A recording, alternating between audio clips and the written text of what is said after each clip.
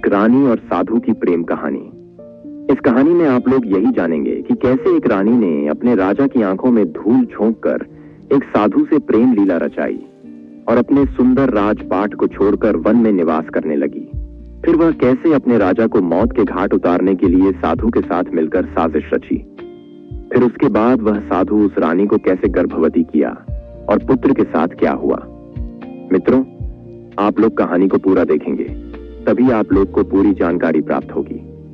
तो मित्रों, आइए अब जानते हैं इस प्रेम लीला और रोचक कहानी के बारे में। एक समय की बात है, विंध्याचल के पहाड़ों के बीच बसा एक सुंदर राज्य था जिसका नाम था अभिनवपुर।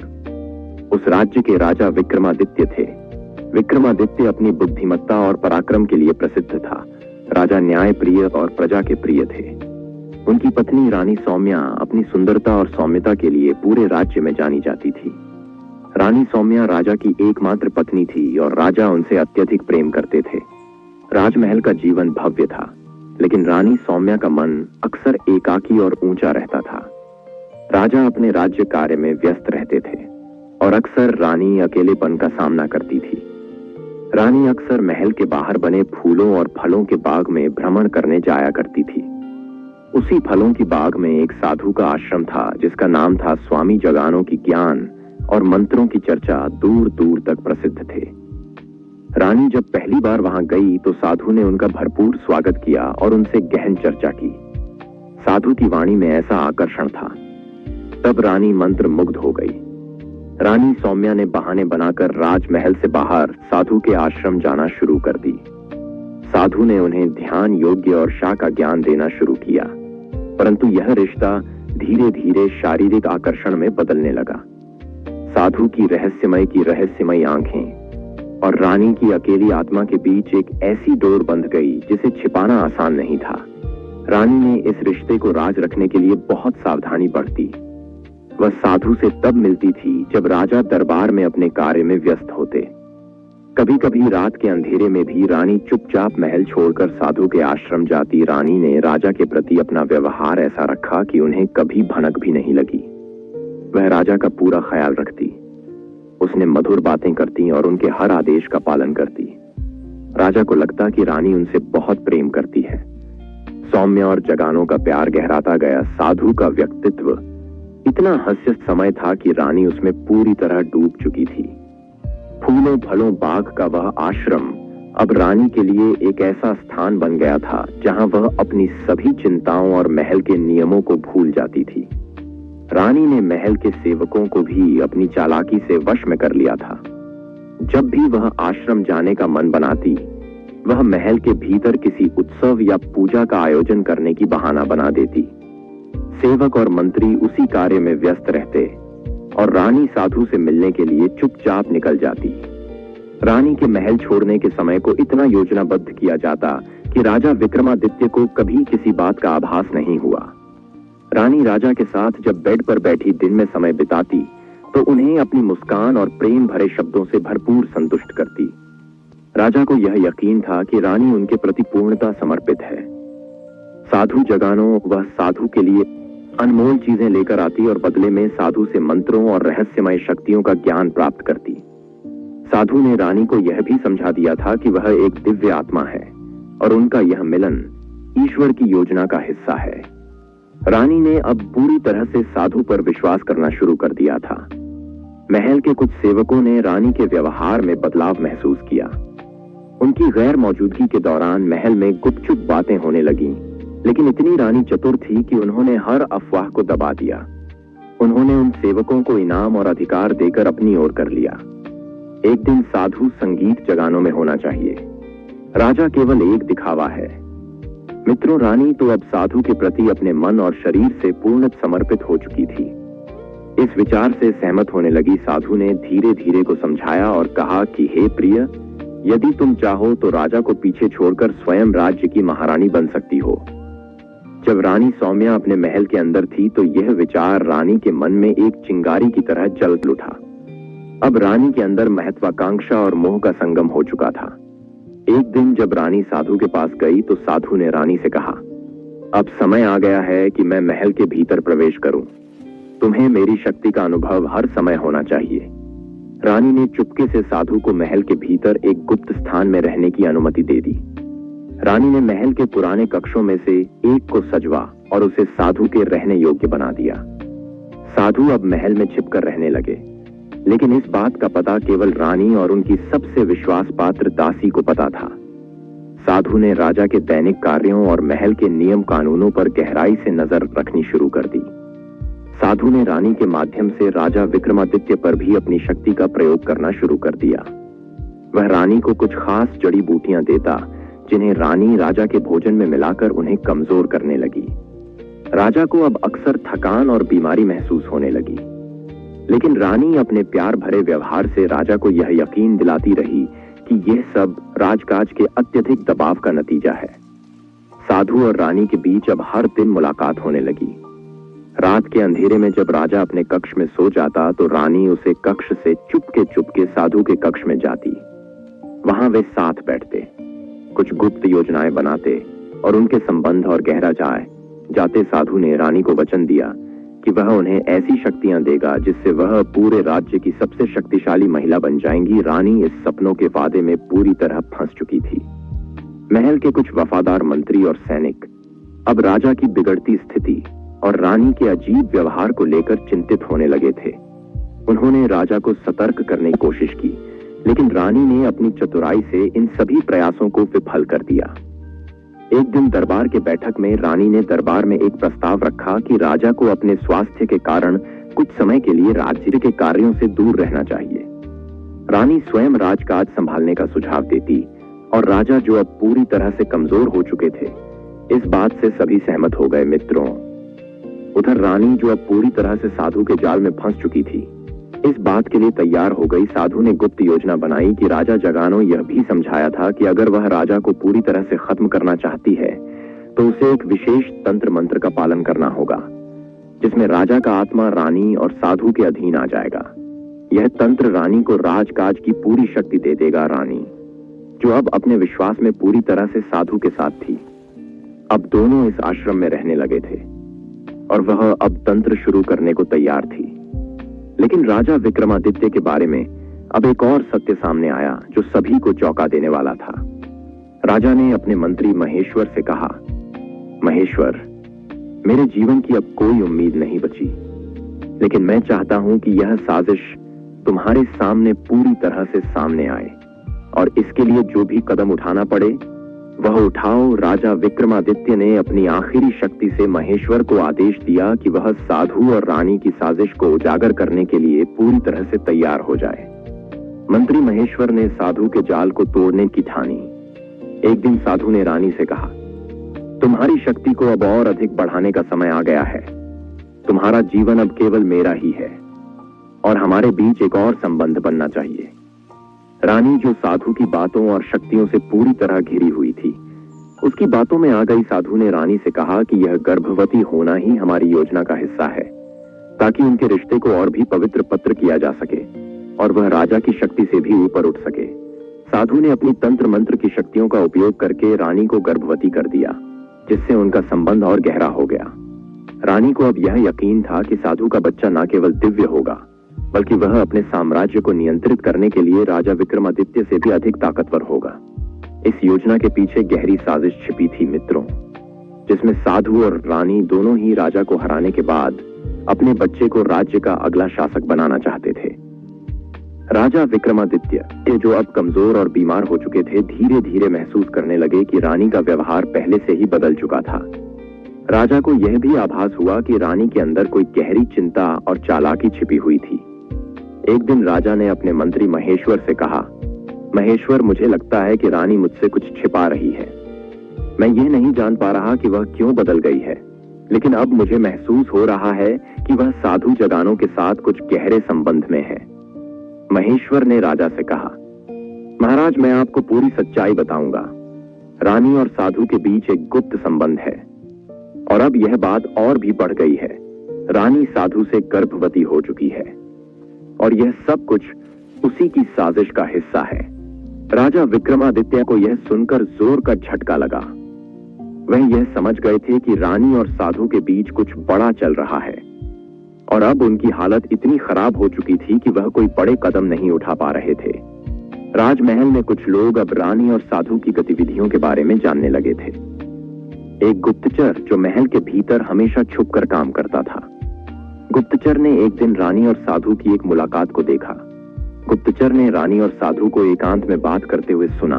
वे दोनों एक साथ बैठकर अपने भविष्य के बारे में योजना बना रहे थे, जिसमें रानी के गर्भवती होने का मुद्दा प्रमुख था।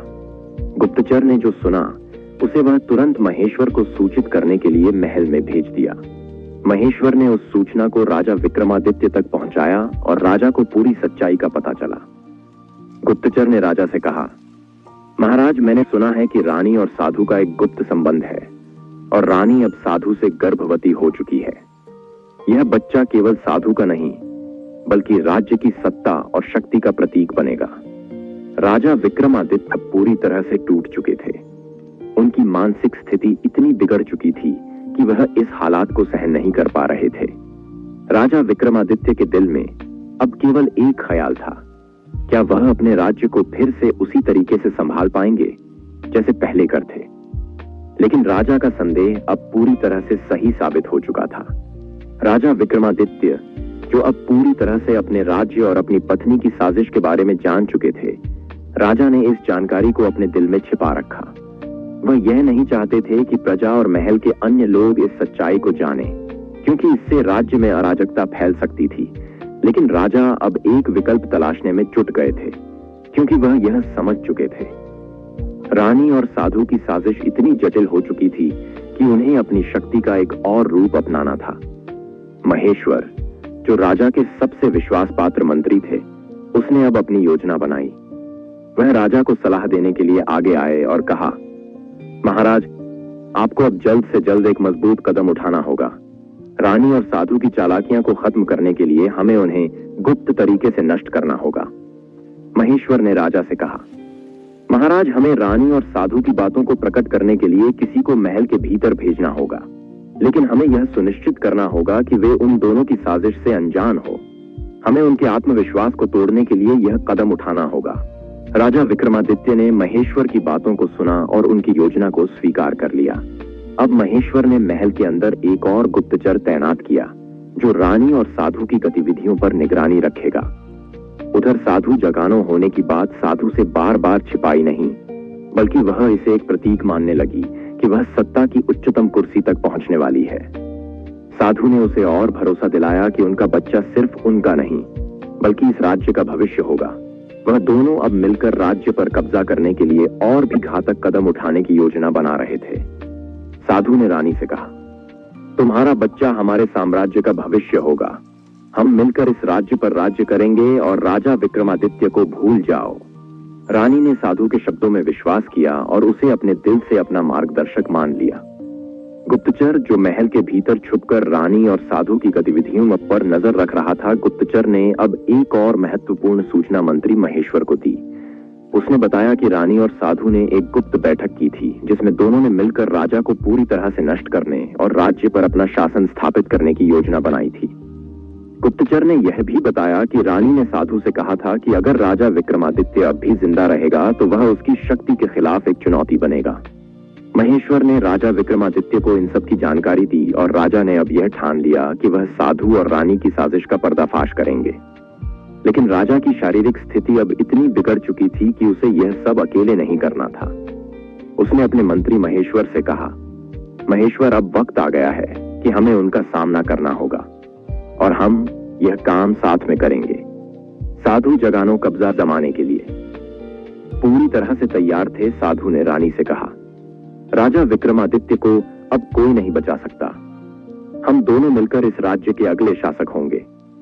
साधु और रानी की योजना अब इस स्तर पर पहुंच चुकी थी कि वे राजा विक्रमादित्य को पूरी तरह से अपदस्थ करने की योजना बना चुके थे और उनका बच्चा राज्य का नया शासक बनेगा। राजा विक्रमादित्य, जो अब लगभग मृत्यु के कगार पर थे, राजा ने अपनी पूरी ताकत लगाकर एक अंतिम कदम उठाने का मन बनाया। वह जानते थे कि अगर वह इस समय पर कोई बड़ा कदम नहीं उठाएंगे तो उनके राज्य की स्थिति हमेशा के लिए खतरे में पड़ जाएगी। महेश्वर ने राजा से कहा, महाराज, यह साजिश अब खुली है। अगर हम इसे अब रोकने में सफल नहीं हुए तो यह राज्य हमारे हाथ से निकल जाएगा। राजा ने एक गहरी सांस ली और महेश्वर से कहा, हम इस साजिश को खत्म करेंगे, चाहे इसके लिए मुझे अपनी जान भी क्यों ना देनी पड़े। राजा विक्रमादित्य, जिन्हें महल और प्रजा में एक शक्तिशाली और न्यायप्रिय शासक माना जाता था, असल में इतने कमजोर और बीमार नहीं थे जितना सब सोच रहे थे। यह सब एक गहरी साजिश का हिस्सा था। असल में राजा को धोखे से बीमार बना दिया गया था ताकि वह साधु रानी सौम्या के साथ संबंध बना सके और वह गर्भवती हो जाए। यह सब साधु जगह के साथ मिलकर राजा को अपने जाल में फंसा चुका था। साधु जानता था कि रानी को गर्भवती करने के बाद ही वह अपनी पूरी साजिश को अंतिम रूप दे सकता था, लेकिन साधु ने यह साजिश इतनी गुप्त और प्रभावशाली तरीके से रची कि राजा विक्रमादित्य को भी यह समझने का कोई मौका नहीं मिला। साधु ने राजा विक्रमादित्य को जानबूझकर बीमार कर दिया था। उसने रानी को बताया था कि अगर वह राजा को कमजोर कर देगी तो वह आसानी से उस साधु से मिलाने के लिए राजी हो जाएगा। साधु ने अपने तंत्र मंत्र का इस्तेमाल किया और राजा के शरीर में ऐसी बीमारियां घुसा दी जो पहले उसे बिल्कुल भी नहीं थी। यह बीमारी इतनी चुपचाप और धीरे धीरे फैल रही थी कि कोई भी डॉक्टर या वैद्य इसे सही से पहचान नहीं पा रहे थे। रानी, जो अब साधु के हर निर्देश का पालन कर रही थी, धीरे धीरे राजा के लिए ऐसा माहौल तैयार कर रही थी जिसमें वह कमजोर हो जाए और अपनी आत्मनियंत्रण खो बैठे। राजा विक्रमादित्य ने अपनी कमजोरी को महसूस किया, लेकिन वह यह नहीं समझ पाए कि यह सब कुछ साधु और रानी की साजिश का हिस्सा था। जब राजा विक्रमादित्य का शरीर पूरी तरह से कमजोर हो गया तो रानी ने साधु के साथ मिलकर एक गुप्त रात बिताई। यह रात राजा के लिए एक बड़े बदलाव का कारण बन गई। रानी को गर्भवती करने के बाद साधु ने पूरी योजना को अदृश्य रूप से पूरा किया। कोई भी नहीं जानता था कि रानी और साधु के बीच यह घटना घटित हो चुकी थी, क्योंकि रानी ने इसे गहरी रहस्य की तरह रखा था। साधु ने रानी से कहा, अब तुम पूरी तरह से हमारे साथ हो। तुम्हारा बच्चा हमारी साजिश का सबसे अहम हिस्सा बनेगा। अब तुम और मैं मिलकर इस राज्य को अपने अधीन करेंगे। रानी, जो पहले ही साधु के जाल में फंसी हुई थी, अब पूरी तरह से उसकी बातों पर विश्वास करने लगी। उसने साधु को वचन दिया कि वह अपने बच्चे को राज्य की पूरी सत्ता सौंपेगी ताकि वे दोनों इस राज्य को अपने नियंत्रण में ला सके। उधर राजा विक्रमादित्य, जो अब पूरी तरह से कमजोर और असमर्थ हो चुके थे, अचानक एक दिन महेश्वर से मिलने आए और कहा, महेश्वर, मुझे लगता है कि कुछ गड़बड़ है। मैं पहले जैसा शक्तिशाली नहीं महसूस कर रहा हूं और मुझे डर है कि कोई मेरे खिलाफ साजिश कर रहा। महेश्वर, जो अब पूरी सच्चाई जान चुका था, राजा से सच्चाई कहने का साहस नहीं जुटा पा रहा था, लेकिन राजा के संदेह को देखते हुए महेश्वर ने धीरे धीरे राजा को यह बताने की योजना बनाई कि यह सब कुछ एक गहरी साजिश का हिस्सा था। एक रात महल के गुप्तचर ने रानी और साधु की एक गुप्त बैठक देखी। इस बैठक में दोनों अपनी भविष्यवाणियों और योजनाओं को लेकर चर्चा कर रहे थे। गुप्तचर ने सुना कि ने साधु से कहा, राजा विक्रमादित्य, अब हमसे कुछ भी नहीं कर सकता। मैं अब पूरी तरह से तुम्हारी ओर से हूं और मेरा बच्चा हमारे राज्य का भविष्य बनेगा। गुप्तचर ने यह सब महेश्वर को बताया और महेश्वर ने तुरंत राजा को सच बताने का निर्णय लिया। राजा विक्रमादित्य अब पूरी तरह से जा गए थे कि उन्हें सिर्फ एक भयानक साजिश का हिस्सा बना दिया गया था, जिसमें उनकी कमजोरी और रानी की गर्भवती होने की योजना थी। विक्रमादित्य ने अब पूरी सच्चाई जान ली थी। उन्होंने महेश्वर से कहा, महेश्वर, यह साजिश इतनी गहरी है कि अब हमें इसे तुरंत खत्म करना होगा। मुझे अपनी शक्तियों को फिर से जागृत करना होगा। हमें इस रहस्य को उजागर करना होगा और साधु और रानी को उनके हर कदम के लिए सजा दूंगा। राजा विक्रमादित्य पूरी तरह से सच्चाई जान चुके थे और उनका संकल्प मजबूत हो गया था। वह जानते थे कि यह समय उनके लिए सबसे कठिन है, लेकिन अगर उन्होंने इस समय का सही तरीके से सामना किया तो वह न सिर्फ अपनी खोई हुई ताकत को वापस पा सकते थे, बल्कि राज्य पर साधु और रानी की साजिश का पर्दाफाश भी कर सकते थे। राजा ने महेश्वर से कहा, महेश्वर, मैं अब अपनी खोई हुई शक्ति को फिर से महसूस करना चाहता हूं। मुझे चाहिए एक ऐसी योजना जिससे मैं साधु और रानी को उनके ही जाल में फंसा सकूं। हम उन्हें यह समझा देंगे कि अब वह हमें हरा चुके हैं, लेकिन हम असल में उन्हें उनके ही खेल में मात देंगे। महेश्वर ने राजा की बातों को सुना और एक गहरी सोच में डूब गया। उसने धीरे से कहा, महाराज, आपकी स्थिति इतनी नाजुक है कि हमें एक खास प्रकार की रणनीति की जरूरत होगी। हमें पहले उन्हें विश्वास दिलाना होगा कि आप पूरी तरह से हार चुके हैं। इसके बाद जब वे अपनी पूरी शक्ति दिखा रहे होंगे तभी हमें उनका सामना करना होगा। राज विक्रमादित्य ने महेश्वर की सलाह पर अमल करना शुरू किया। उन्होंने अपने राजमहल में उन सभी प्रमुख मंत्रियों और सैनिकों को बुलाया जिनसे वह विश्वास रखते थे। उन्हें यह योजना दी कि वे सभी राजमहल की सुरक्षा बढ़ा ले और ध्यान रखें कि साधु और रानी के बीच कोई भी संदिग्ध गतिविधि ना हो। राजा ने अपने दरबार में एक अफवाह फैलाना शुरू किया कि वह अब अपनी बीमारी से पूरी तरह से जूझ नहीं पा रहे हैं और जल्द ही उनका अंत समय आ सकता है। इस अफवाह ने राज्य भर में हलचल मचा दी। राजा विक्रमादित्य का यह कदम काफी चतुराई से उठाया गया था। उन्होंने जानबूझकर अपनी स्थिति को कमजोर दिखाया ताकि रानी और साधु यह सोचने लगे कि उनका विजय हासिल करना आसान हो गया है। साधु और रानी अब अपने लक्ष्य के बहुत करीब महसूस करने लगे थे। रानी, जो गर्भवती होने के बाद राजा से पूरी तरह से दूर हो चुकी थी, अब अपनी पूरी ताकत साधु के साथ मिलकर राज्य पर कब्जा करने में लगा रही थी। साधु ने रानी से कहा, अब हम सब कुछ अपनी मुट्ठी में करेंगे। राजा विक्रमादित्य की कमजोरी का फायदा उठाने का समय आ गया है। रानी ने साधु के साथ मिलकर राजा के खिलाफ अपनी साजिशों को और बढ़ा दिया। वे दोनों इस विश्वास में थे कि राज विक्रमादित्य अब पूरी तरह से कमजोर हो चुका था और उसका अंत नजदीक था। राजा विक्रमादित्य ने अपनी पूरी शक्ति छिपाकर एक गुप्त तंत्र का सहारा लिया, जिससे वह अपनी खोई हुई ताकत धीरे धीरे फिर से प्राप्त करने लगे। महेश्वर ने उसे बताया था कि साधु की तंत्र मंत्र शक्तियां असल में राजा की ताकत को खत्म करने के लिए इस्तेमाल की जा रही थीं, लेकिन राजा ने इसके खिलाफ एक विशेष तंत्र का उपयोग किया। यह तंत्र साधु और रानी के तंत्र से कहीं अधिक शक्तिशाली था। राजा पहले की तरह शक्तिशाली महसूस करने लगे थे। उनका शरीर पहले जैसा सशक्त हो गया था और उन्होंने खुद को फिर से एक महान योद्धा के रूप में महसूस किया। अब वह अपनी रणनीति को अंतिम रूप देने के लिए तैयार थे। राजा विक्रमादित्य ने एक अंतिम बैठक सभा बुलवाया। इस सभा में पूरे राज्य के मंत्री, अधिकारी और दरबारी शामिल हुए। रानी और साधु को भी बुलाया गया, लेकिन वे दोनों यह नहीं समझ पा रहे थे कि राजा अचानक इतनी जल्दी स्वस्थ कैसे हो गए हैं। राजा ने सभा में घोषणा की, हे दरबारियों, आज मैं आपको बताना चाहता हूं कि मैंने अपनी कमजोरी को धोखे से आपके सामने पेश किया। यह सब मेरी साजिश थी ताकि मैं साधु और रानी की चालाकी का पर्दाफाश कर सकूं। सभी लोग स्तब्ध रह गए। राजा ने फिर अपनी पूरी योजना का खुलासा किया। उन्होंने बताया कि साधु और रानी ने एक जटिल साजिश रची थी, जिसमें रानी को गर्भवती करना और राजा को कमजोर करना शामिल था। रानी और साधु की आंखों में अब डर था। उनकी पूरी योजना नष्ट हो चुकी थी। राजा विक्रमादित्य ने उन्हें गिरफ्तार करने का आदेश दिया।